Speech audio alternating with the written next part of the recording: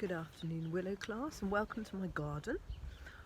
Today I'm going to be reading from The Boy at the Back of the Class by Anjali J. Ralph, and today's chapter is 23, which is called Brendan the Bully and the Breaking News. There are some days that you never ever want to forget, like birthdays and school trips and adventure days. And there are other days when you want to forget everything that ever happened, like when a bully bullies you, or a grown-up tells you off for doing something you didn't do, or when someone you love most in the world suddenly dies. And then there are roller coaster days. Those are days when one moment you're happy, that you feel like it's your birthday, but then the next you feel so sad that you want to hide in your bed until everything is over. That Friday, the day after we had learnt about the worldwide whispers, was a roller coaster day.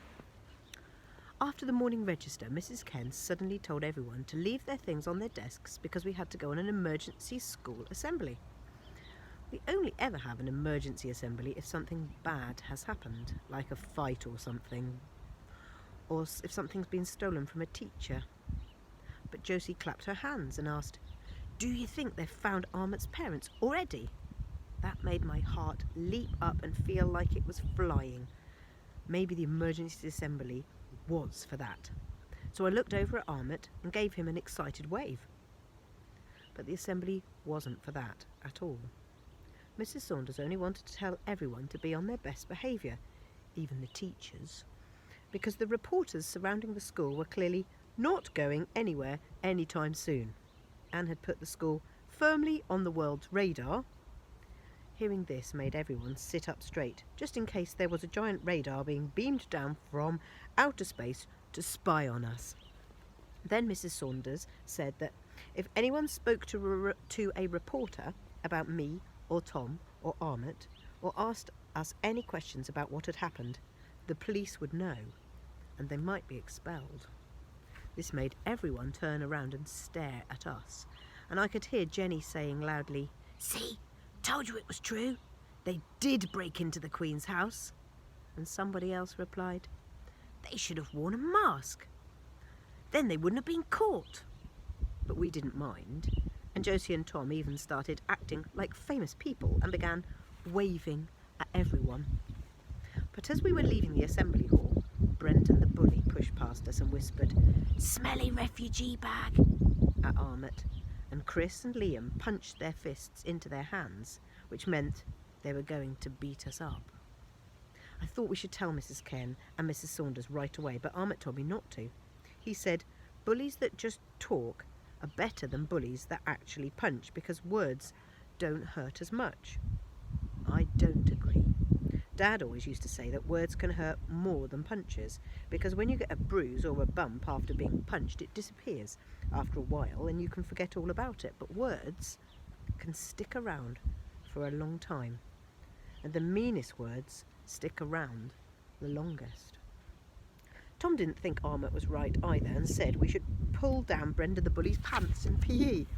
Josie thought we should save up all our pocket money and pay one of the bigger bullies to bully him for us. But when Michael said that bullying a bully was silly and that we should just ignore him, so that's what we all agreed to do. Except we couldn't. Because at break time, Brendan the Bully started to do something which made me hate him more than anything I've ever hated in my whole life. Even Beetroot and Mr. Irons.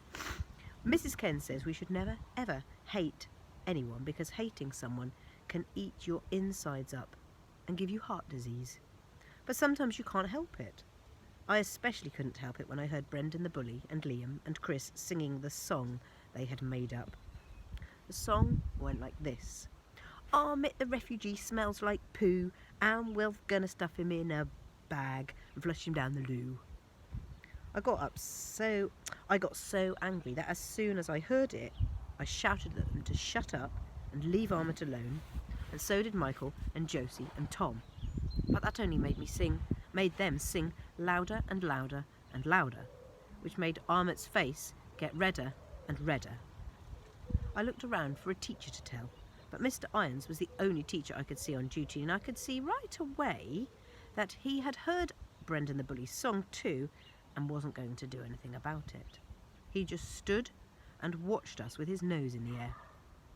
By the time Brendan the Bully had begun to sing the song for the 4th time, I think all of us had forgotten what Mrs. Saunders had said about everyone being on their best behaviour and the giant radar, and about there being lots of reporters everywhere.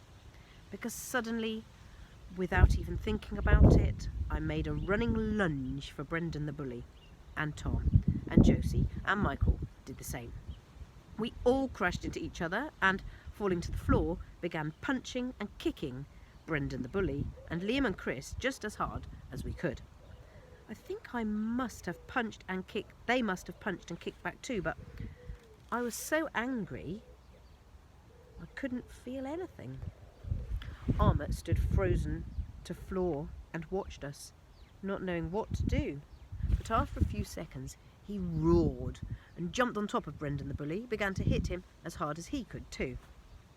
The fight didn't last for more than a minute, because a few seconds after we had all fallen to the floor, we could hear a whistle hurrying our way and clicking noises from camera buttons being pressed as lots of pairs of hands started to pull us away. We were marched into school and up the stairs, and the next thing I knew, we were all standing in Mrs. Saunders' office being stared at angrily, not only by Mrs. Saunders, but Mrs. Ken and Miss Hemsey too. I couldn't really hear what they were saying because my ears had become so hot, but I did think I heard the word ashamed, never in the history of the school, and parents being said. We all got a detention for fighting, even Armut. But it wasn't all bad. When my ears had cooled down, Josie told me that when Mrs. Saunders had heard Brendan the Bully's song, she had given him and Liam and Chris 2 weeks detention, and said she would be calling their parents too. But as it turned out, Brendan the Bully's punishment was more serious than we could have imagined, because by that very evening, Brendan the Bully and Mr. Irons were breaking the news. On every single channel and in all the weekend newspapers, headlines like "Video of Bully attacking refugee boy sparks outrage" and "Teacher stands aside as school bully threatens refugee boy" and "School bully trash talks refugee kid" were everywhere, so that by Monday morning the school was surrounded by even more cameras and reporters and vans with satellite dishes on their roofs than before. Brendan the Bully and Liam and Chris didn't come into school for 3 whole days after they had broken the news, and when they did, their parents came with them and made them apologise to Armut in front of everyone at morning assembly. They still had to do detention every day for 2 weeks too. It made everyone glad that they'd been caught by the news people. Brendan the Bully still looked at Armut with a horrible scowl on his face whenever he thought no one could see him. And one time in the dinner hall he walked right up to Armut with his fists clenched as if he wanted to punch him. But instead of being scared, Armut just looked at him with his lion eyes and grinned. After that, Brendan the Bully never went near Armut again.